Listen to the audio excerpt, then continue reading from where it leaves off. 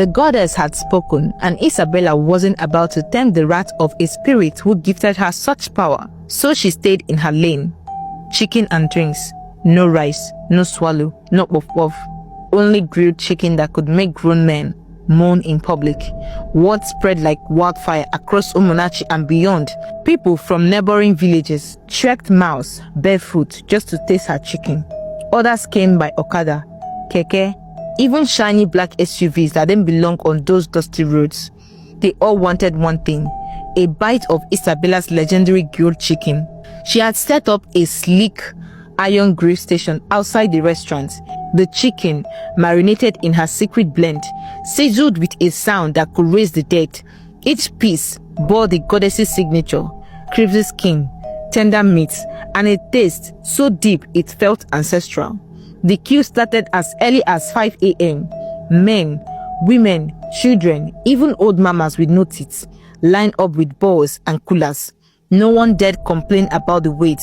Isabella would take her sweet time, arranging the chicken just right, wiping her hands slowly, humming slowly as the aroma tortured her customers.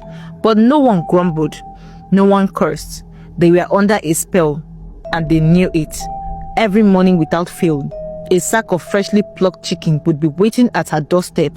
Crates of cold drinks, Malta, Fanta, soft beer, and that mysterious dark cola she never stocked herself, sat beside the sack like tights from the spirit world. Isabella never asked questions. She simply went inside, lit her coals, and began. Soon, the streets renamed her Madame Suckbone, because after the meat was gone, people sucked the bones dry. Some even cracked them open to lick the marrow. Nobody left a crumb behind. Even the bones look offended if you try to throw them away. "Madame Suckbone, I beg, give me 5. One man shouted, waving his wallet. "I want carry go house for my wife." Isabella would laugh, wiping her sweat off her brow. "Ichie DK, I know your wife will fight you if you don't bring her extra. Make her add 6. What started as a village mystery quickly became a national sensation. People swore her chicken cured headaches, joint pain, infertility, poverty, even heartbreak. One man claimed he got a bank job after licking the pepper off her chicken skin. A local woman said her epileptic son stopped seizing after drinking her chewed zobo.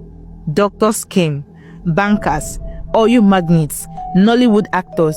One honorable minister landed in a chopper, demanding 50 chickens and a crate of cold drinks on his knees.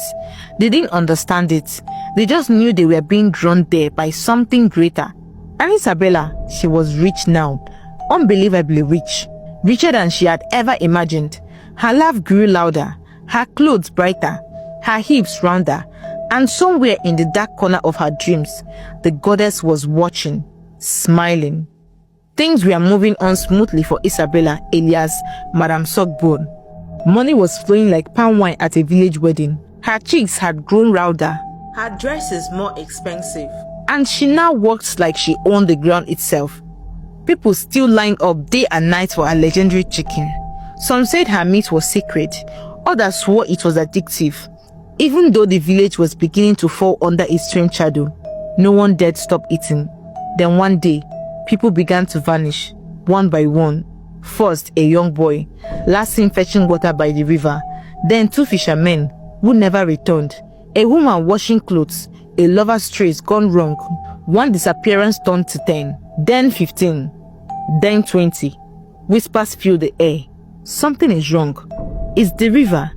But Madame Suckbone's chicken still sweet, cha. Even with fear in their hearts, the villagers kept eating. It was like they couldn't help themselves. The aroma, the taste, it was beyond free will. They were no longer just customers, they were worshippers. Eventually, it reached the palace. The king of Umunnachi called a meeting with the council of elders. He wore his red cap of judgment that day, face grave, voice tight with fear. "Our people are disappearing," the king began. "This is no longer a rumor, it is war.